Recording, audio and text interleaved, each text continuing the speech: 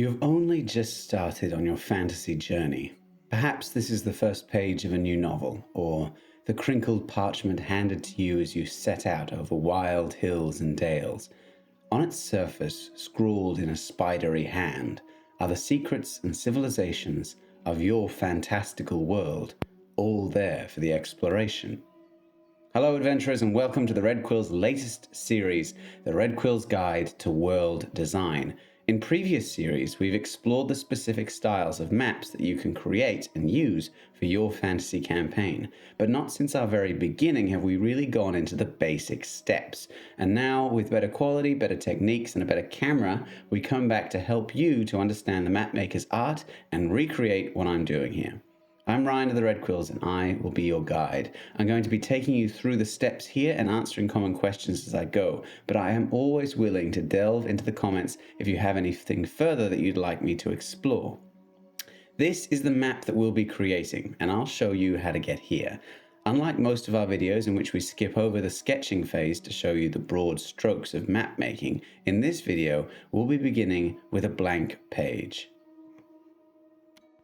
I'm working here with a single piece of 180 GSM A2 white paper, using 2B pencils for the initial sketch. I use fineliners in a variety of colors and sizes for the inking process, and finally, I'll be making a partial scan on my home printer and rendering the full file digitally for later use and printing in smaller sizes. So first, let's start by discussing your tools. Before we start on our cartographic journey, gather your tools. I'm going to go through this video and give a mix of basic tips and more advanced world building insights. So here's the chance to make sure that you're working with the materials that are actually going to get the job done. Here's a breakdown of the essential tools that you'll need and how to use them effectively in different stages of map making. The paper you choose should handle both pencil sketches and ink without smudging or bleeding. Heavyweight paper is durable and can support detailed work. The size of the paper, however, depends on your project. For A4 or A3 maps, they're commonly used for their balance between detail and manageability.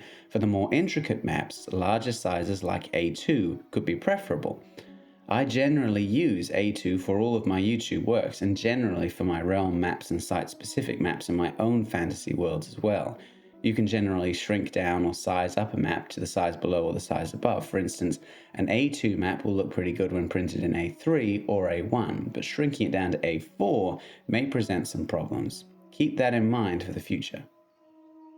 Use a HB pencil for initial light sketches. It has a harder lead that produces finer lines that are easier to erase. If you want to use your pencils for shading your topography or making line art in the borders, like I do with watercolors in some of my other videos, you'll want some darker, more defined lines, and for that, use softer pencils like 2B or 4B. Different grades offer varying levels of hardness and darkness, allowing for more control over your sketches. Harder pencils create lighter lines, ideal for initial sketches, while softer pencils provide darker, thicker lines of details. I use a pacer to maintain the thickness of the lines, and I only tend to use pencils in the initial sketch these days. Kneaded erasers are pliable and can be shaped to erase small details without disturbing surrounding lines, but my guess is that if you're new to map making or art in general, you're going to be using a rubber eraser, such as the one that I use. They're firmer, more defined, and are ideal for erasing larger areas and creating clean edges. Don't forget to use a gentle touch and a clean eraser. Hold the paper steady to prevent movement. Always erase in a single direction rather than back and forth. That'll avoid smudging. As always, take your time and don't rush. I always ink my maps. Pencil is a great medium to use and the eyes can pick up the lines easily, but a photo scanner won't. Unfortunately, if you work in pencil a great deal, you'll find that when you come to scan, it won't work out very well. If you want digital versions, you'll need to work in ink. I use fineliners for this, and if you're like me and learned to draw and sketch with pencils, you'll want to grab yourself several sizes of fineliners so that you can get the same kind of varying line thickness to give some depth to your map.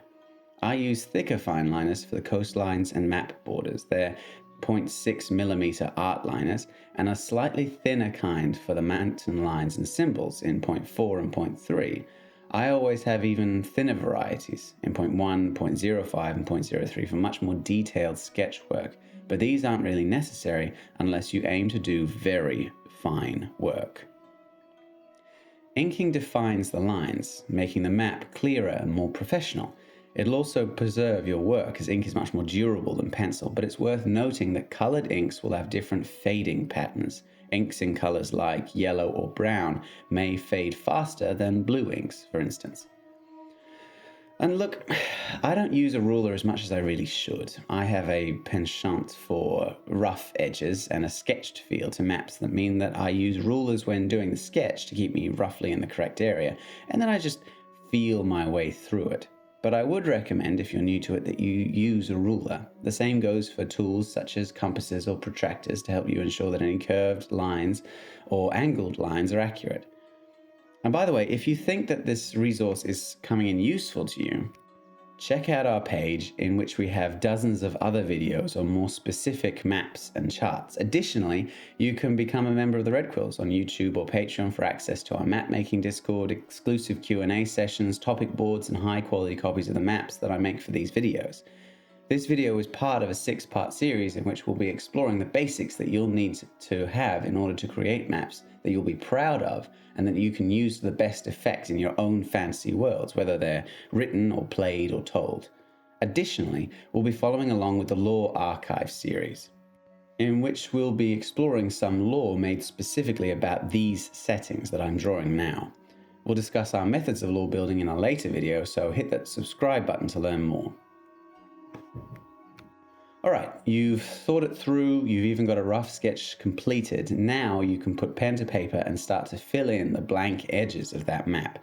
Remember that a good map is a work of art. The best ones are as nice to look at as they are useful, and that takes composition and patience. My maps generally take me about 3 or 4 hours to complete, not including the initial sketch. If you want to draw a better map, you need to accept that it'll take more time. So here are the general order of steps that I take when I'm making my maps. Step 1 is sketch. Simple enough. You sketch out in pencil the outline of the coasts, the mountains, the major points, and the rivers. These are the main details that you'll need later on. Obviously, if you're making this up as you go along, then you don't need to spend extra time checking and rechecking the distances and the relative scale. But even if you are making it up as you go along, you will want to sketch it out first. It'll mean that you make fewer mistakes, and you can change things early if the map looks crowded or lopsided, and it's imperative to the third step. Step 2 is doing the coastlines and the mountains. They're number 1 on the priority list for a reason. They don't change their location, they cannot be altered by mortal means, and they present the largest waypoints and obstacles for any traveler. Anything on your map will be placed in relative position to those points. I use a thicker black fineliner, generally about 0.7mm for my coasts, and a thinner black fineliner, 0.4mm for my mountains, which have more detailing. Once you have the general shape of them, you can move on to the next step. Detailing will come later. Step 3 is labels. From my own experience, please label before you start filling your map. If you fill first, or if you fill and label at the same time as you go, that you'll find that your labels will get crowded or illegible very quickly. So do your labeling before you move on, making sure that you do the most important labels, capital cities, kingdom names, etc., first. You'll thank me later. Step 4 is filling in the content. I'll let you do this in your own style. Every map maker does something different for a reason. But I tend to draw things in the order of priority above to ensure that the map doesn't get overcrowded. This is the point at which you can also draw illustrations if that's something that you want to do, but a quick word of personal advice. I wouldn't make any illustration larger than 1/100th of the map as a whole. If it is any larger, it'll suck attention towards it and away from the rest of the map. Subtlety is a virtue.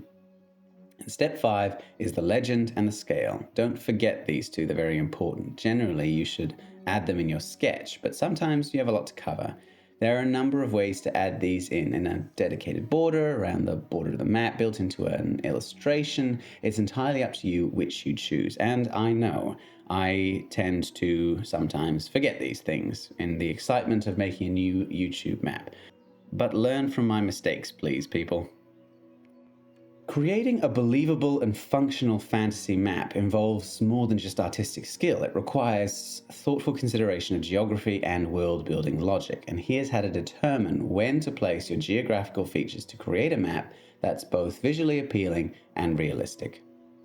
Before you start drawing, it's crucial to understand some fundamental geographical principles. This knowledge will help you to create a map that feels natural and immersive. The first is plate tectonics. Mountains often form along tectonic plate boundaries, and while you don't really need to delve deeply into geology, having a basic understanding of how mountains and valleys and rift zones form will help you to create a world that makes sense to the viewer.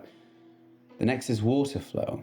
Rivers tend to flow from higher elevations to lower elevations, from mountains and hills to seas and oceans. They tend to meander on flat areas and create fertile valleys, which are prime locations for settlements.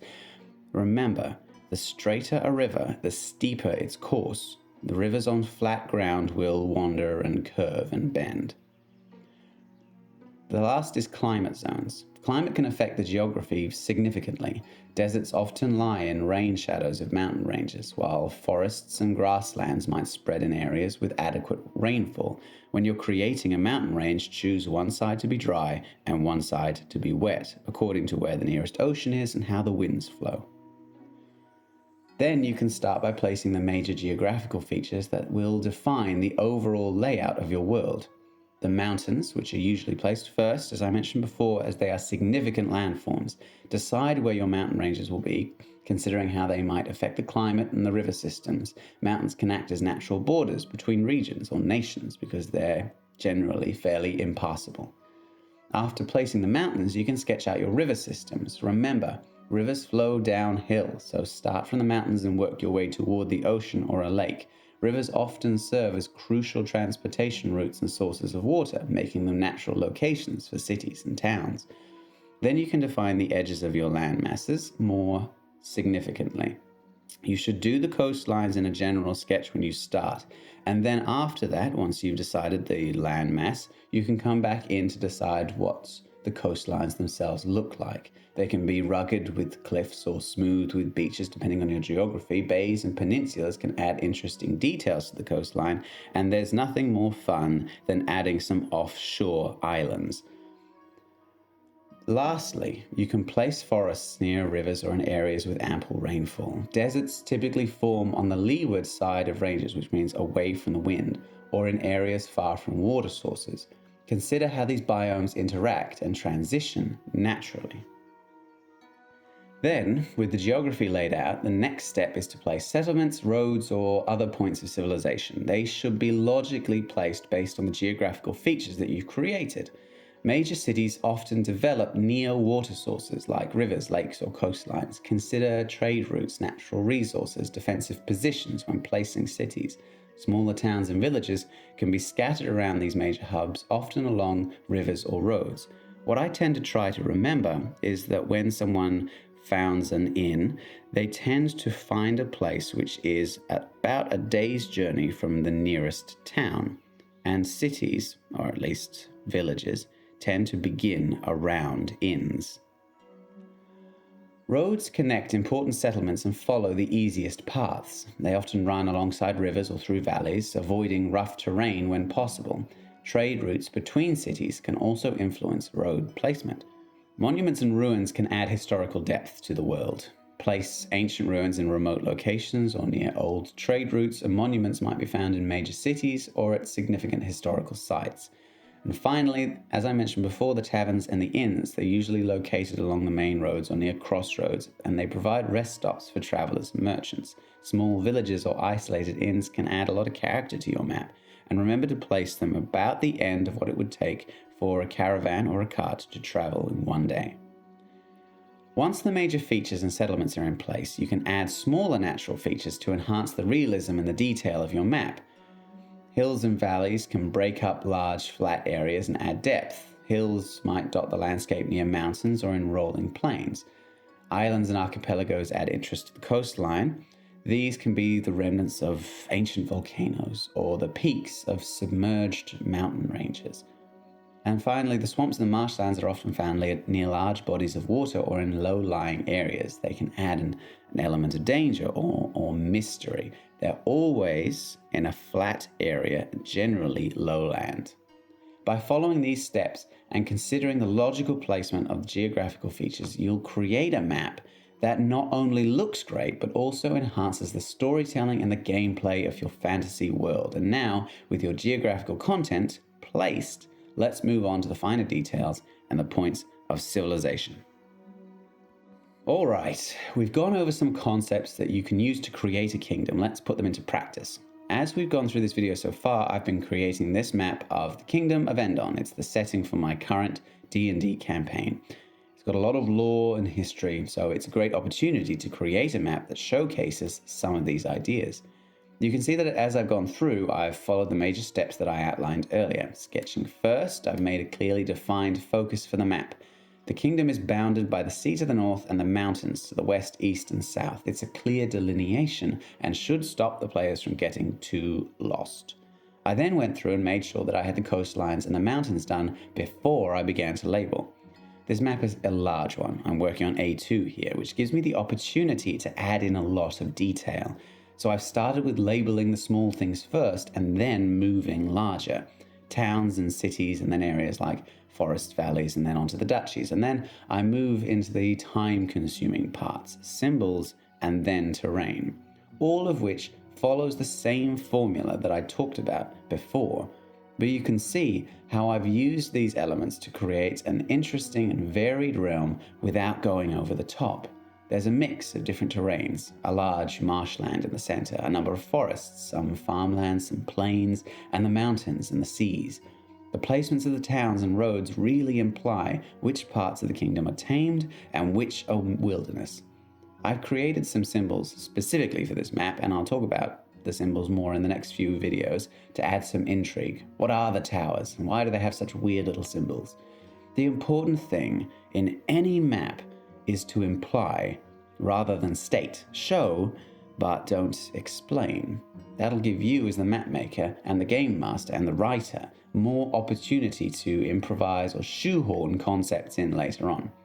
And we're nearly done now, but I'll probably continue to fiddle and work on this map for a few weeks to come. There are always more details to add, and there's nothing like a map that's had notes added to it to kickstart the intrigue. As we reach the end of creating a D&D map, I hope that you feel inspired and equipped to embark on your own map-making journey. We've covered the essential tools that you'll need, the initial steps in crafting your map, and what to expect as you delve into this intricate art form. Remember, each map that you create is a unique piece of your imagination brought to life. The process itself is a rewarding adventure, but you can't stop at just one. If you want to create projects that you're proud of, you'll need to keep practicing. Never just stop at one map. Keep doing more and more maps of zoomed in areas or zoomed out areas. If you have a world map, do a kingdom map. If you have a kingdom map, do some cities. If you have some cities, do the countryside, the political landscape, the ancient ruins. There's more on the different kinds of map later in this series, and you can check that out on my channel. If you enjoyed this video, and if you did find it helpful, please give it a like and consider subscribing to the Red Quills. By subscribing, you'll be notified whenever we release new content, ensuring you never miss an update. And also don't forget to check out our page for other videos on specific map styles and techniques. As a member of the Red Quills, you'll gain access to exclusive Q&A sessions, topic boards, and high quality copies of the maps that created these videos. Stay tuned for our next video where we'll look at creating a world building, look at making trade, culture, and politics within your maps and your worlds, looking at the symbols and labels that you can use to denote them, and more. Thank you for joining me on this journey. Your support and engagement are what makes this channel possible, and I'm excited to see the incredible maps that you create. Until next time, happy map making.